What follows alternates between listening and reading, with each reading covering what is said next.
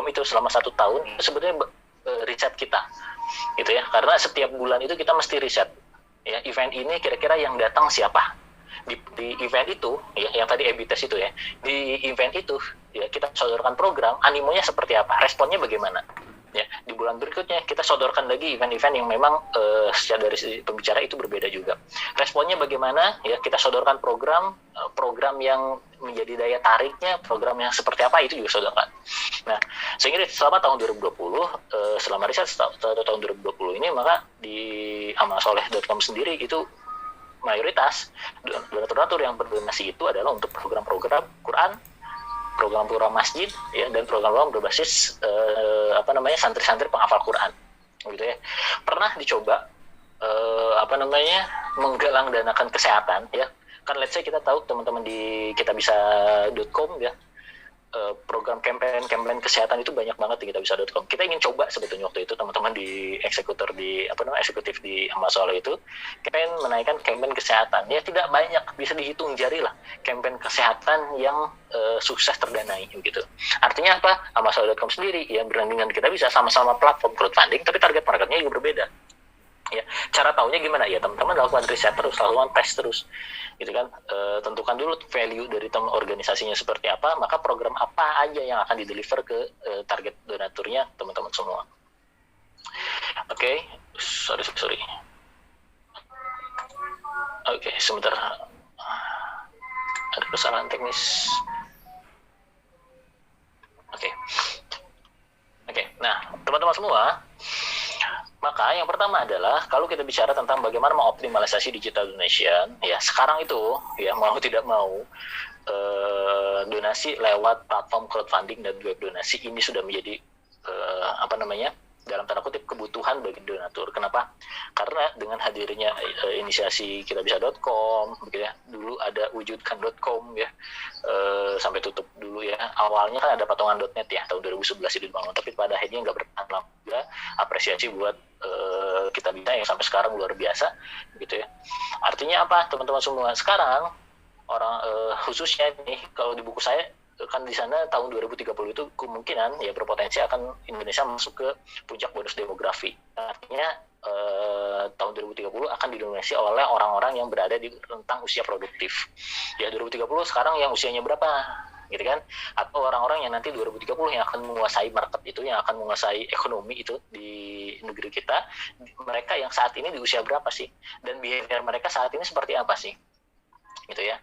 Nah, kalau misalkan sekarang dulu bisa jadi crowdfunding ini jadi blue ocean banget, gitu ya, karena tidak semua lembaga bisa menghadirkan atau web donasi secara online saat itu, hanya mengandalkan donasi transfer konfirmasi, toh hanya begitu. Bahkan tidak sedikit lembaga yang saat ini masih mengandalkan tok begitu, gitu ya. Silakan transfer, kalau sudah transfer mohon konfirmasinya, kan gitu ya. Kalau tidak dikonfirmasi, ya enggak, donasinya tidak tercatat, gitu kan, dan masuk akadnya sebagai zakat ya, teman-teman.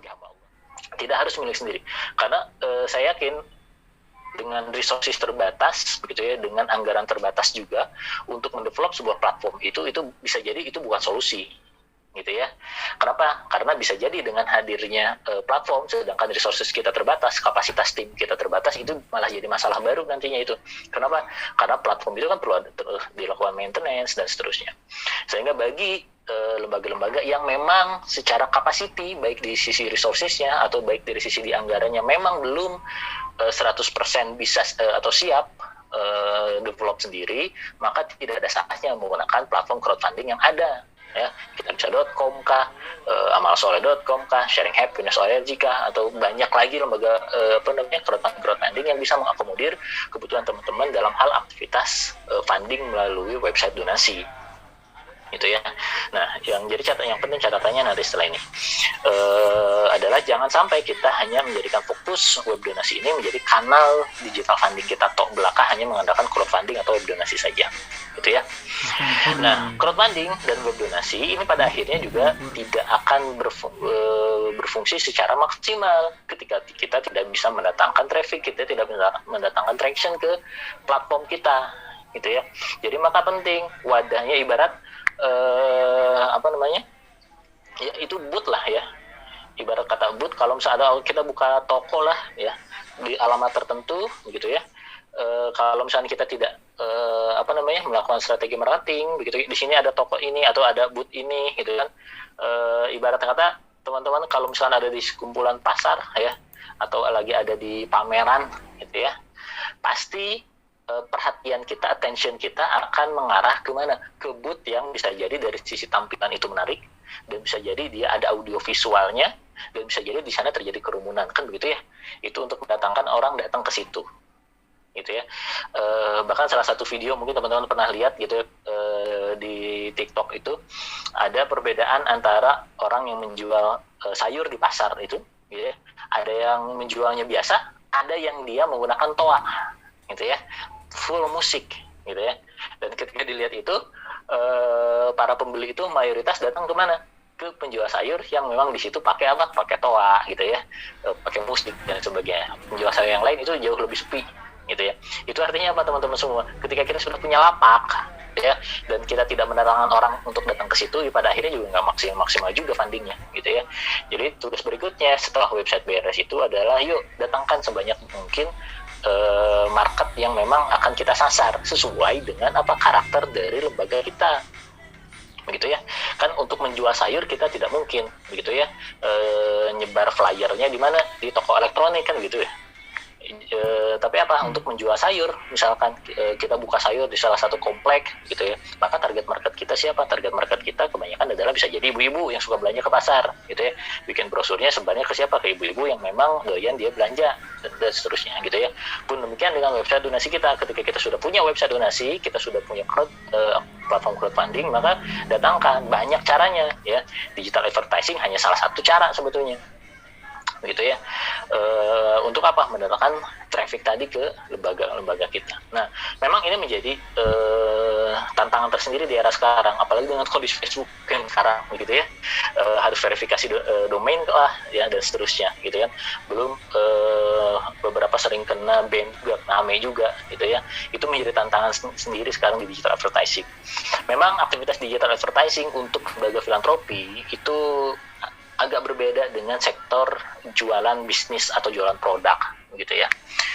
Saat ini ya, dulu pas awal-awal ya saya ngiklan itu kontennya hanya statis, gambar biasa, itu CPA-nya itu bisa rendah banget, bisa sampai 10.000 itu udah kemasuk gede dulu.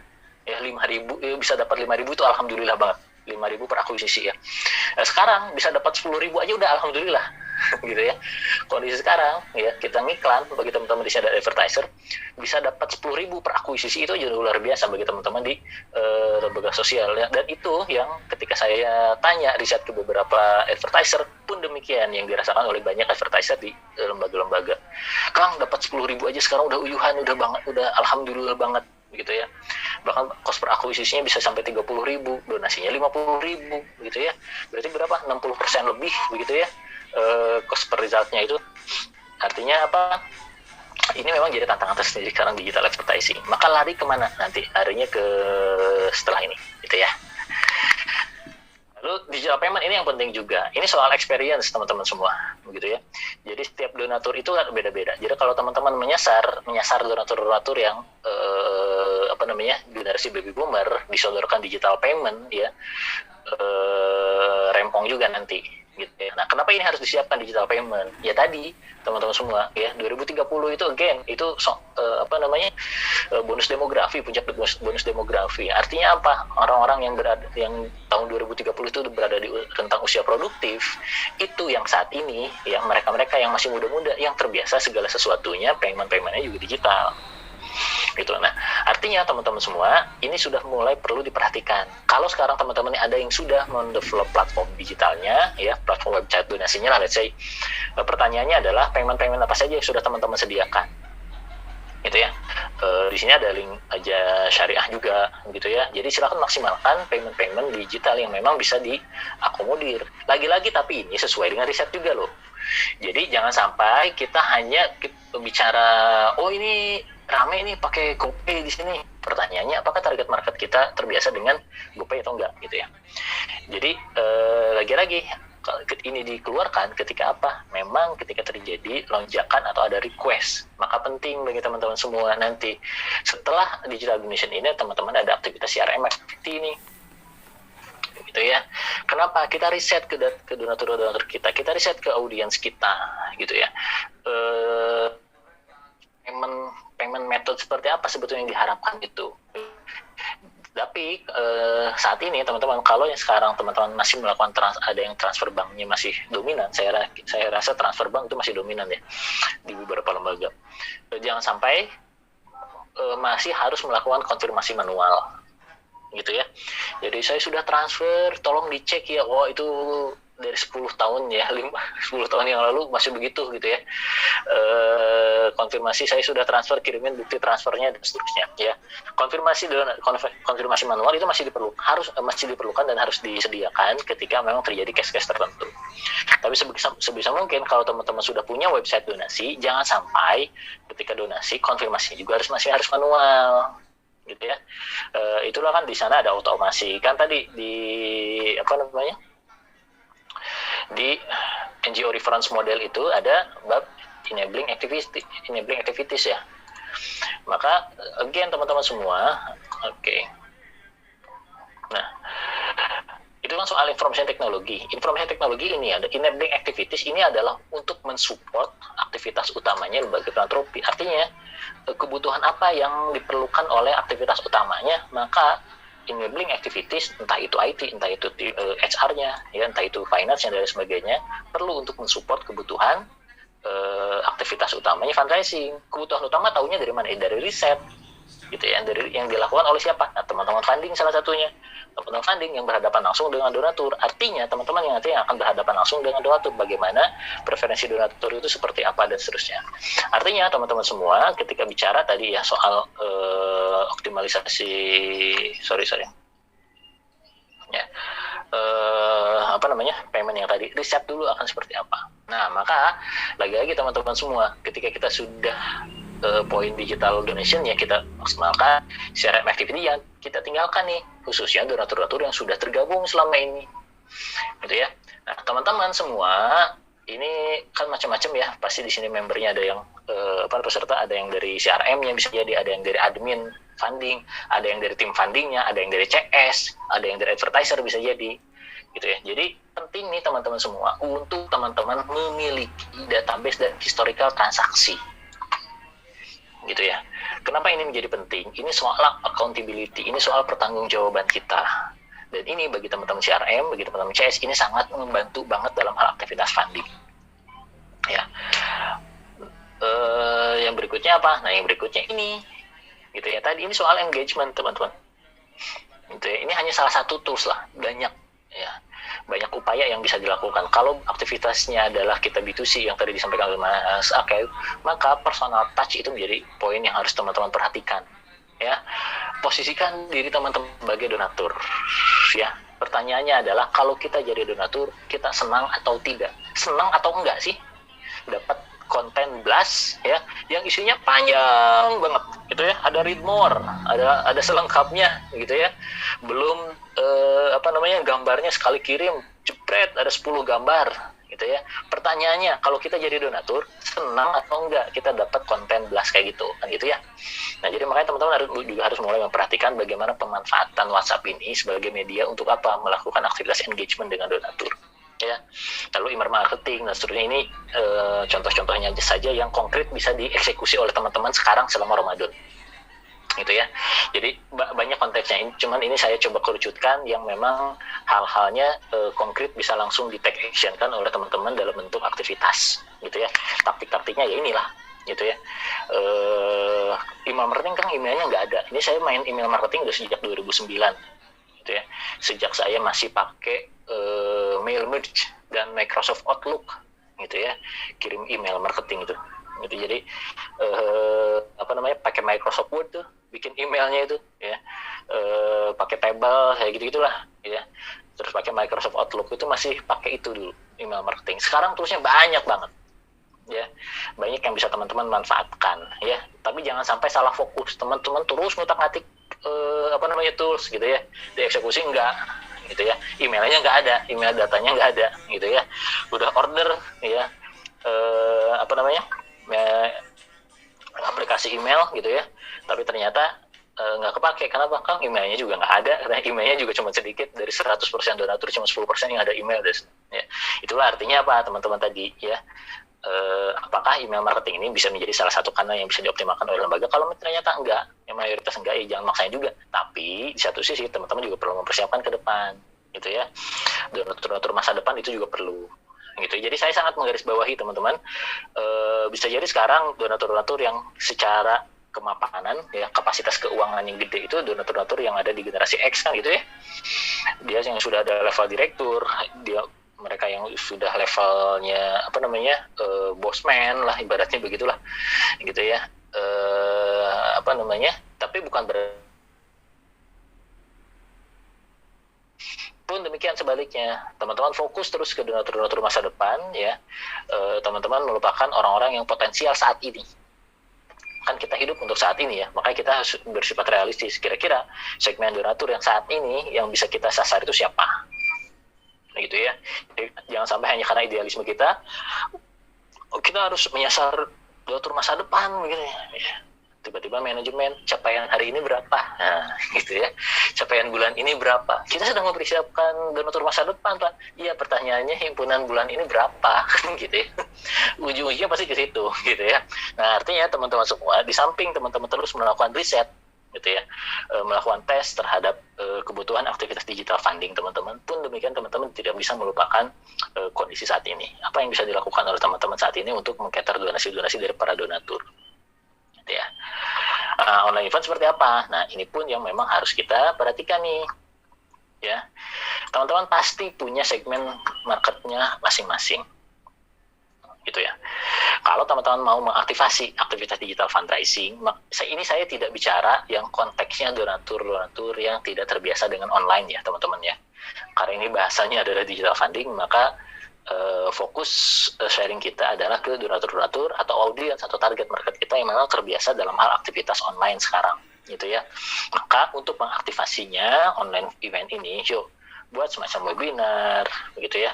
Terus buat semacam kalau memang perlu ada kajian eksklusif untuk donatur, itu juga silahkan, gitu ya.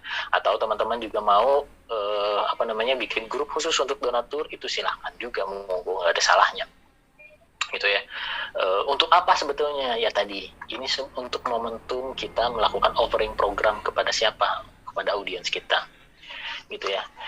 Ini momentum untuk kita menyampaikan tentang siapa kita itu siapa, gitu ya. Kadang ada begini, ini kejadian teman-teman. Donatur-donatur, dia setiap kali di WA itu nggak pernah balas. Ya, ada kejadian banyak, saya yakin, gitu ya. Nggak pernah balas. Ini kejadian ketika kita coba create event, gitu ya, donatur yang nggak pernah balas itu ternyata dia ikutan di acara itu, gitu ya. Ketika dia ikutan acara webinarnya, gitu ya, dari lembaganya present soal program ya, kegiatan-kegiatan si lembaganya, dia sharing cerita ya soal impact program yang sudah dilakukan selama ini seperti apa, gitu ya. Sampai akhir selesai, halaman donasi ditampilkan juga ada lembaganya. Keheran-heran lah itu si tim CRM-nya itu. Ini donatur yang nggak pernah balas di WA, donasinya nggak ada. Ketika dia ikutan online event, ketika disampaikan soal story, ya, ternyata dia donasi, gitu ya. Jadi banyak upaya yang bisa dilakukan teman-teman semua dalam hal mengaktifasi kegiatan digital. Ini hanya taktik-taktik teman-teman. Jadi yang saya sampaikan ke Bang Amir juga, yang saya sampaikan ini taktik lah sebenarnya. Jadi harus ngapain sih, kan gitu ya? Yang bisa dilakukan apa sih? Gitu ya. Nah, maka setelah ini semua kita siapkan taktik-taktik ini, maka selanjutnya ngapain? Gitu ya. Selanjutnya teman-teman semua adalah dari ini semua yang penting adalah content and journey, gitu ya. Journey adalah sisi apa di sini ya? Untuk journey ini adalah semata-mata untuk meningkatkan engagement, gitu ya. PR-nya adalah bagaimana teman-teman bisa mengoptimalisasi konten dan journey-nya sendiri ya. Journey untuk apa? Tadi dia perjalanan mereka untuk bisa berdonasi dengan dengan lembaga kita itu seperti apa sih, gitu ya. Kedekatan seperti apa sih yang kita bangun dengan mereka, gitu ya. Oke lah, konten sekarang teman-teman daya tariknya sudah oke nih, misal video-videonya dari sisi story, konten story-nya sudah klik gitu ya. Tapi ketika di perjalanan ya, pada saat mau convert, nah si donatur mau convert, ini kok nggak nyaman banget ya, begitu ya. Kalau dari sisi website misalkan, ini kok websitenya nggak enak banget ya, experience-nya kok nggak enak banget, mau donasi aja klik-kliknya banyak banget, belum server error ya, belum 404 not found gitu ya, belum lagi payment methodenya ini nggak ada BCA, ini nggak ada Mandiri, ini nggak ada. Nah, itu dari sisi platform. Atau ketika donasinya nggak ada nih, nggak ada website donasi ya, yang ada hanya teman-teman CRM gitu ya, teman-teman CRM ya nggak pandai dalam membangun engagement. Ini kok tim CS-nya begini ya, kok nggak enak banget ya komunikasinya, kok ini cara melayaninya begini ya, dan seterusnya gitu ya. Jadi yang tadi Bang Akel, Mas Akel sampaikan bahwa content is the king, but engagement is the queen gitu ya. Engagement itu juga penting. Engagement untuk apa? Tadi ya, untuk memetakan journey dari si donatur, bahwa dia ada pengalaman tersendiri, perjalanan dia dari asalnya tidak tahu menjadi tahu, dari tahu menjadi paham, dari paham akhirnya engage, setelah engage dia donate kan gitu ya. Itu nyaman banget ya gitu ya. Jadi banyak yang donatur loyal itu justru bukan lagi hanya sekedar konten yang dia nikmati itu, tapi soal apa, soal journey-nya, soal engagement-nya ya, yang dia rasakan ketika dia berdonasi ke lembaga kita gitu ya. Jadi again teman-teman semua, penting untuk kita malah mengerucutnya konten dan engagement inilah yang penting menjadi fokus kita dari sisi apa, mengoptimalisasi aktivitas digital funding kita khususnya di Ramadan ini nih gitu ya. Nah ini yang tadi. Nah makanya apa yang perlu menjadi concern nih bagi kita semua teman-teman, taktik-taktik seperti apa yang harus kita maksimalkan. Oke. Yang pertama adalah teman-teman kita fokuskan di sini. Sorry. Maaf. Oke. Nah, teman-teman semua, yang pertama teman-teman harus mulai coba Ya. Ini yang bisa teman-teman lakukan. Ya, yang bisa teman-teman lakukan di Ramadan ini, cross check kembali semua campaign program yang teman-teman naikkan di funding atau di web donasi ya teman-teman. Gitu ya. Selama Ramadan ini. Cek lagi konten story-nya seperti apa, begitu ya. Cek lagi donation journey-nya bagaimana. Ya ketika donatur dia sudah donasi ya, lalu ada follow up nggak setelah dari situ, begitu ya. Pertanyaannya apakah donatur sudah transfer atau belum, ketahuan atau enggak tuh di situ. Ya, sehingga teman-teman silakan maksimalkan website donasi atau crowdfunding yang teman-teman miliki, manfaatkan. Pastikan teman-teman semua dari konten dan story-nya. Kenapa ini konten dan story-nya jadi penting? Oke, ini hasil riset GoPay tempo hari ya, tahun lalu. Ya. Story yang baik ini menjadi faktor yang dominan ya, bahwa donatur terus donasi secara digital kan gitu ya. Nah, cuman ini tidak mewakili soal loyalitas loh teman-teman.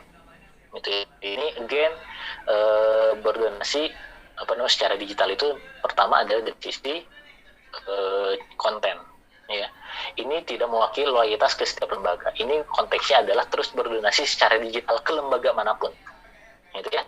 Jadi kalau misalkan donatur kita disodorkan konten, ada konten yang menarik dari lembaga lain, bisa jadi donatur tersebut dia beralih ke lembaga yang lain ketika kontennya dirasa menarik. Gitu. Informasinya kredibel gitu, di halaman donasi dan seterusnya. Dari sini ada kewajiban agama untuk donasi. Nah, ini uniknya. Makanya di amal soleh itu angle yang diambil itu adalah bukan mengambil sudut pandang dari penerima manfaat yang butuh ya, tapi kita menciptakan, meng-create agar seolah-olah donatur yang butuh ya. Contohnya apa? Kalau soal wakaf Al-Quran lah, let's say ya, wakaf Al-Quran itu donasi paling besar tuh di amal soleh itu. Ngambil angle-nya apa? Salah satunya adalah angle yang diambil setiap huruf yang dibaca oleh para santri yatim penghafal Quran pahalanya mengalir untuk para donatur. Pertanyaannya, ada berapa huruf dalam satu Al-Quran? Gitu ya. Artinya sebanyak itu pula potensi kebaikan yang bisa diperoleh oleh donatur. gitu ya. Jadi angle yang diambilnya bukan angle soal pesantren ini butuh butuh Al-Quran karena kondisinya sudah rapuh, Al-Quran sudah pada sobek. Nggak hanya sekedar konten itunya angle itunya yang diambil, tapi yang diambil adalah soal dari sisi humanis kereligiusannya, gitu ya. Itu dia masalah ya, belum tentu di lembaga yang lain kan gitu. Ya, tapi kalau misalkan kita konteksnya adalah tadi ada wakaf Al-Quran gitu ya, artinya angle-angle yang seperti itu bisa coba teman-teman riset ya. Teman-teman tidak tahu tidak akan tahu selama teman-teman melakukan tes apakah efektif atau enggak. Bisa jadi angle tersebut bagi sebagian lembaga nggak efektif. Kalau ditanya efektif atau enggak, ya silakan dites di lembaganya masing-masing. Uniknya lembaga sosial konten A belum tentu dia cocok dengan lembaga A ya. Bisa jadi konten B yang cocok dengan lembaga A, gitu kan. Konten B bisa jadi nggak cocok dengan lembaga B. Bisa jadi konten yang cocok adalah konten A, dan seterusnya. Gitu ya. Cara taunya gimana? Ya di riset. Kita nggak bisa tahu selama kita tidak melakukan riset terkait dengan efektivitas yang akan dirasakan oleh lembaga kita. Dari sisi konten ya, teman-teman. Nah, jadi lagi-lagi teman-teman semua silakan yang bisa teman-teman lakukan sekarang review lagi. Jadi, kalau teman-teman merasa Kang ini kok di website saya si lembaganya ini kok nggak naik-naik ya capaiannya, kok kampanyenya capaiannya segitu-gitunya aja ya gitu ya. Pasti kan ada beberapa kemungkinan. Pertama bisa jadi dari sisi konten, atau bisa yang berikutnya bisa jadi dari sisi targetingnya, yang ketiga bisa jadi dari sisi journey dari platformnya itu sendiri yang memang dirasa ribet gitu ya. Jadi evaluasi dulu. Jadi ketika ini kok capaiannya kecil, lah ini memang ini menjadi tantangan tersendiri bagi para advertiser ya. Biasanya dari tataran lembaga itu melihat ini digital fundraising nggak efektif gitu ya, ini tim advertisernya kurang lihai dan seterusnya gitu ya. Memang di sisi lain ada poin-poin itu, tapi jangan berkecil hati teman-teman semua. Yang teman-teman lakukan adalah riset dulu ya. Kalau ada campaign yang dinaikkan di platform crowdfunding, di web donasi, yuk review dulu kontennya bagaimana, yuk review dulu targetingnya sesuai atau tidak gitu ya, sesuai dengan karakter dari lembaga kita atau enggak. Yuk review lagi soal journey dari platform kitanya, apakah sudah sesuai dengan harapan mayoritas donatur atau seperti apa, ribet atau enggak ketika mau donasi di situ gitu ya. So teman-teman monggo lakukan. Jadi seperti yang tadi saya sampaikan ya, bahwa bisa jadi konten-konten A efektif diterapkan di lembaga kita gitu ya, atau belum tentu programnya yang nggak bagus, bisa jadi kontennya ya, dan seterusnya. Jadi silakan direview lagi campaign crowdfunding yang teman-teman naikkan di platform-platform gitu ya. Oke, sorry. Yang berikutnya ada terkait dengan digital advertising. Apa yang harus disiapkan teman-teman semua? Ya tadi, content story, targeting audience, dan budgeting. Nah ini yang penting nih gitu ya. Banyak yang kebablasan teman-teman, lupa mengontrol budget nih. Pada akhirnya ada boncos gitu ya. Kenapa? Ya tadi A/B-nya nggak dilakukan ya, atau satu campaign itu hanya disiapin satu konten toh gitu ya. Padahal saya pernah menyampaikan ya di pelatihan sebelumnya bahwa konteksnya adalah teman-teman, payung besarnya itu adalah, kalau kita bicara tentang ads itu payung besarnya adalah program nih. Satu program, let's say program kesehatan atau program pendidikan. Program pendidikan itu turunannya bisa menjadi beberapa turunan campaign program. Jadi ada program, ada campaign program. Ya, contohnya pendidikan, campaign programnya bisa jadi bantuan beasiswa untuk untuk para siswa. Ya, bisa jadi program pendidikan ini campaignnya adalah campaign menyediakan alat sekolah. Ya, bisa jadi program pendidikan ini campaignnya adalah campaign untuk gurunya misalkan. Ya kan banyak turunan campaign program sebetulnya dari program. Nah, satu campaign program diturunkan lagi menjadi apa? Menjadi konten. Ya, tadi program pendidikan, campaign programnya tentang bantuan untuk guru. Nah, bantuan untuk guru, ya, ketika kita melakukan aktivitas ads, jangan cuma satu kontennya. Jadi kan harus banyak angle konten yang kita naikkan di ads. Kenapa? Karena kita nggak tahu konten seperti apa yang diminati oleh donatur, gitu ya. Jadi terus riset, jangan sampai kita cuma mengandalkan satu konten. ya, yang pada akhirnya kita langsung menjudge, oh ini kontennya nggak bagus, oh ini kampanyenya nggak menarik, oh ini programnya nggak dibutuhin oleh oleh donatur kita. Padahal bisa jadi bermula dari kontennya yang terbatas sehingga membuat himpunannya yang terbatas, gitu ya. Jadi bab digital ads ini silakan kontennya gali lagi dari masing-masing kampanyenya. Kalau ternyata yang dilakukan oleh teman-teman, kan kita sudah 3 konten nih, ya bahkan sudah bikin 5 konten ya untuk ads campaign program bantu guru nih, gitu kan. Bisa jadi guru ini belum menjadi daya tarik bagi target marketnya teman-teman, gitu ya.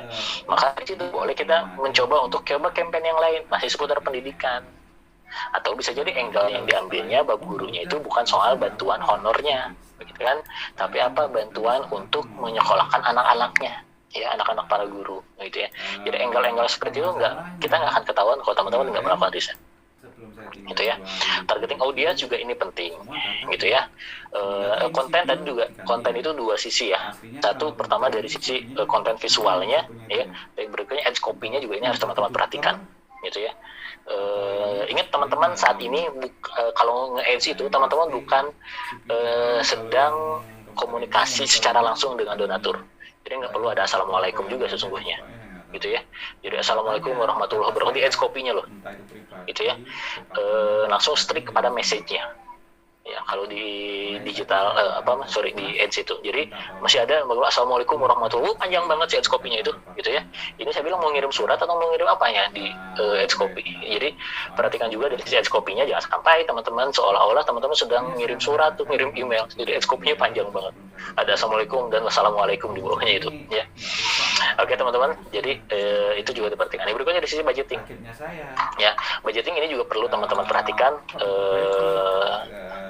Dulu saya pernah sharing soal bagaimana melakukan aktivitas controlling terhadap pengeluaran budget iklan, gitu ya. Ini contoh sederhananya aja teman-teman semua, gitu ya. Jadi misalkan kita campaign sekarang bingkisan lebaran yatim, nah, headset ini kenapa harus penting beberapa? Karena kita nggak tahu satu campaign ini headset mana yang paling efektif. Ya, again, riset lagi. Video ini headsetnya misalkan 24-40, targetingnya siapa dan seterusnya, ini juga silakan tulis di sini. Interest-interestnya dan sebagainya, gitu ya. Petakan dulu, jadi mapping dulu. Ya, dimulai dari mana? Again, teman-teman harus kuat dulu di sisi value lembaganya. Ya, jadi siapa lembaga kita, preferensinya siapa? Kalau lembaga kita Rajism Muhammadiyah, ya, orang-orang Muhammadiyah seperti apa sih? Itu yang kita targetan. Ya, orang-orang Persis seperti apa sih? Orang-orang Nahdien seperti apa sih? Itu target market kita kan, gitu ya. Sehingga konten-konten yang kita sajikan, iklan-iklan yang akan terdeliver itu ya bisa menyasar siapa tadi target market yang sesuai dengan karakteristik dari lembaganya masing-masing.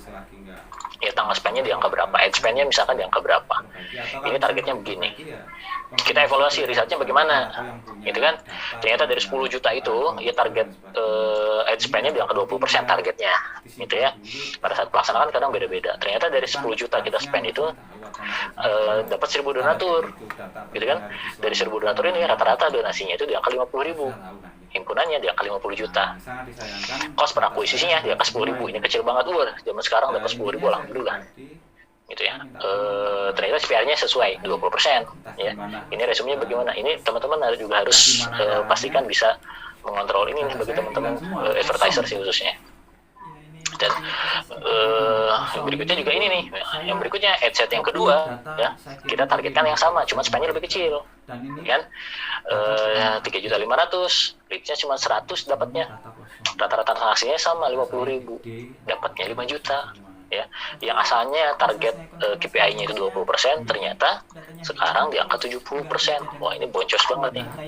Padahal sesungguhnya kalau target 20% minimal harusnya ads yang keluar itu di angka 1 juta. Berarti kita rugi 2.500.000.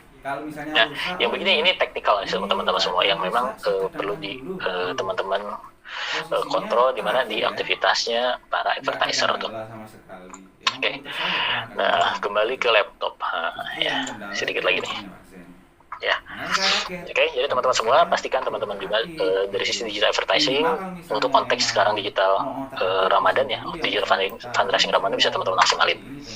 Nah, yang berikutnya donation journey digital payment. Lagi-lagi nih soal yang tadi ya, kan ada pengalaman saya ketika mau donasi pakai digital payment itu harus login dulu ya, karena saya belum menggunakan akun itu, begitu ya. Jangan sampai menyalahkan donaturnya. Bapak sih kenapa nggak pakai payment, nggak install dulu di HP-nya, gitu ya. Ya berarti teman-teman salah menyasar market, gitu ya. Jadi kalau yang tidak menggunakan payment itu ngapain disasar kan, gitu ya. Jadi makanya kalau teman-teman sudah menargetkan digital payment yang mau dibenahi, berarti teman-teman targetkan audiensnya siapa yang mereka terbiasa dengan menggunakan digital payment. Kalau dirasa ternyata masih mayoritas transfer bank, ya konteks transfer banknya yang teman-teman maksimalin. Pastikan bisa auto verify, ya. Jangan sampai masih harus konfirmasi, gitu ya. Sudah donasi harus konfirmasi, gitu ya. Itu ribet banget. Ya teman-teman pastikan bisa memaksimalkan itu. Lalu untuk CRF activity apa, gitu ya. Bab database dan historical ini soal accountability teman-teman. Ya, ini pengalaman saya. Ya, apalagi bagi las-las itu kan dia menghimpun dana zakat ya, apalagi yang sudah ada keluar SK Kemendag, ya, kwitansi donasi itu bisa menjadi salah satu faktor pengurang harta wajib pajak, gitu ya. Artinya teman-teman kalau kita tidak punya histori transaksinya, donatur itu tidak setiap donasi itu dia mendownload transaksinya loh. Ya, bisa jadi biasanya bulan Maret harus lapor SPT, dia keingetan, waduh pajak saya gede, gimana caranya biar kurang? Oh iya, saya pernah bayar zakat 50 juta kan, gitu ya.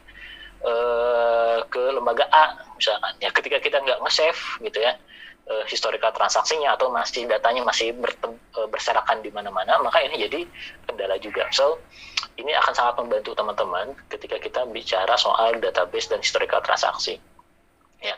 Ini untuk mengetahui kita bisa meng-head to head-kan donatur-donatur yang bulan lalu donasi, bulan ini belum donasi siapa aja sih, itu untuk tim CRM loh ya. Jadi makanya beberapa lembaga itu saya rekomendasikan cek donatur yang berdonasi selama bulan kemarin dan bulan ini belum donasi siapa aja ya.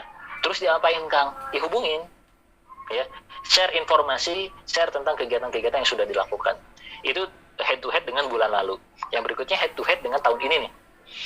Cek lagi dari Januari sampai dengan Maret donatur-donatur yang sudah berdonasi dari Januari sampai dengan Maret dan April ini belum donasi, itu siapa aja, gitu ya. Banyak diapain? Hubungin lagi, gitu ya. Engage lagi dengan donatur, retargeting lagi, marketing lagi, dan seterusnya. Ya berikutnya head to head dengan apa? Head to head dengan bulan yang sama di tahun yang lalu, gitu ya. Cek bulan April tahun 2020 donatur-donatur siapa aja yang berdonasi, donatur mana aja yang berdonasi. Tahun ini dia udah donasi atau belum? Kalau belum, yuk hubungi lagi, gitu ya. Karena ya tadi ya, tugas digital fundraising bukan hanya mengakuisisi donatur, mengcater donatur baru, tapi juga untuk apa? Bagaimana kita menjaga loyalitas dari donatur-donatur existing yang sudah tergabung dengan kita, gitu ya. Pastikan teman-teman juga bisa mendapatkan historical donasi dan itu tercatat dengan baik. Kenapa? Dengan begini kita bisa melakukan riset ke donatur. Oh, ternyata donatur kita itu adalah donatur yang hobinya adalah ini. Kita bisa melakukan tadi voice of customer, sehingga apa? Itu dijadikan data sebagai apa? Bahan untuk melakukan targeting kemana? Ke aktivitas digital fundraising, digital advertising. Data yang kita peroleh dari existing donors kita itu bisa dijadikan sebagai pijakan untuk apa kita melakukan targeting kemana, ke aktivitas digital advertisingnya. Apalagi Facebook kan masih kenapa saya katakan masih, karena kita nggak tahu ya apakah Facebook ke depan berubah atau enggak, masih memfasilitasi adanya custom audience ya. Ketika teman-teman punya database itu bisa dijadikan CA, custom audience. Dari CA bisa dijadikan sebagai LAA, lookalike audience. Biar apa? Biar si Facebook mencarikan karakteristik donatur yang mirip dengan donatur kita, kan gitu. Jadi penting bagi teman-teman untuk punya database database dan historical transaksinya. Ya, yang berikut WhatsApp marketing. Nah, ini kenapa saya singgung di sharing ini, karena ini yang saat ini teman-teman masih melakukan dalam tanda kutip kesalahannya itu adalah sekedar blast, gitu ya. Blast, apalagi setiap blastnya itu adalah soal penawaran program, gitu ya. Saya banyak banget ini beberapa lembaga share, waduh ini saya bilang hard sell banget semua nih gitu ya.